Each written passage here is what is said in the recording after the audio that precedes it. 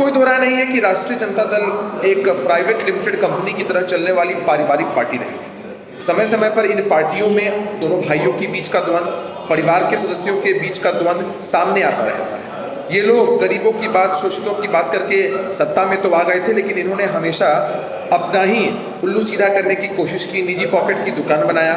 ऐसी पार्टियों पर बिहार की जनता कभी भरोसा नहीं करती है। ये भी कारण है कि कभी इन लोगों को मौका नहीं देती है।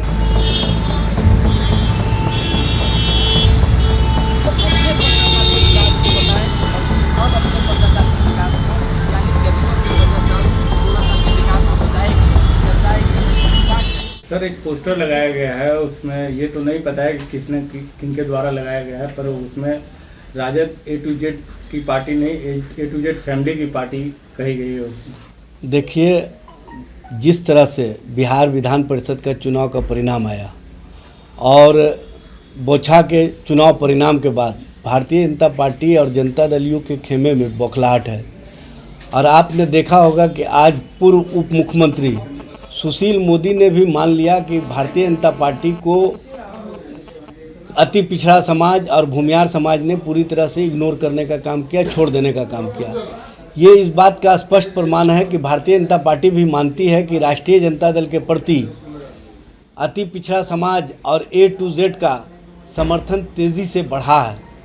और ये उसी परिणाम का कहीं ना कहीं जो भारतीय जनता पार्टी और जनता दल यू के द्वारा साजिश की गई है, साजिश पोस्टर से किया गया है। सबसे पहले तो उनको ये स्पष्ट करना चाहिए भारतीय जनता पार्टी को कि उनको जिनके पास परिवार नहीं है या जो परिवार के प्रति मोह नहीं रखते हैं, वो क्या जाने परिवार क्या होता है।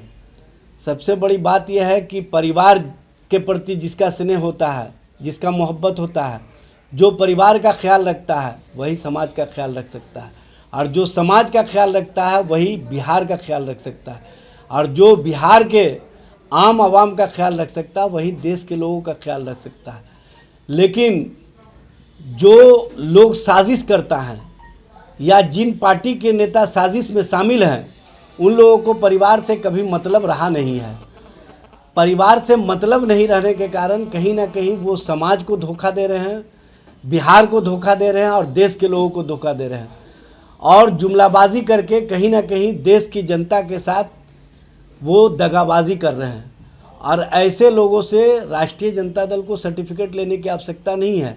राष्ट्रीय जनता दल ने साबित कर दिया है कि बिहार की जनता जो तेजस्वी प्रसाद यादव का नेतृत्व है उस पर पूर्णतः विश्वास करती है। उनके नेतृत्व पर विश्वास करके 2020 के चुनाव में सबसे बड़ी पार्टी राष्ट्रीय जनता दल को बनाने का काम किया।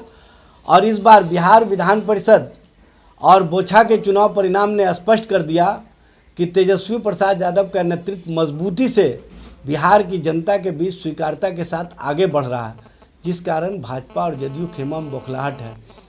और आपने देखा होगा कि बिहार विधान परिषद के चुनाव में चाहे वो नीतीश कुमार हो जो पटना से चुनाव हारे, चाहे ललन सिंह हो जो मुंगेर से चुनाव हारे, चाहे श्रीमती रेणु देवी हो या डॉक्टर संजय जायसवाल जो भारतीय जनता पार्टी के प्रदेश अध्यक्ष है, बेतिया से चुनाव हारे।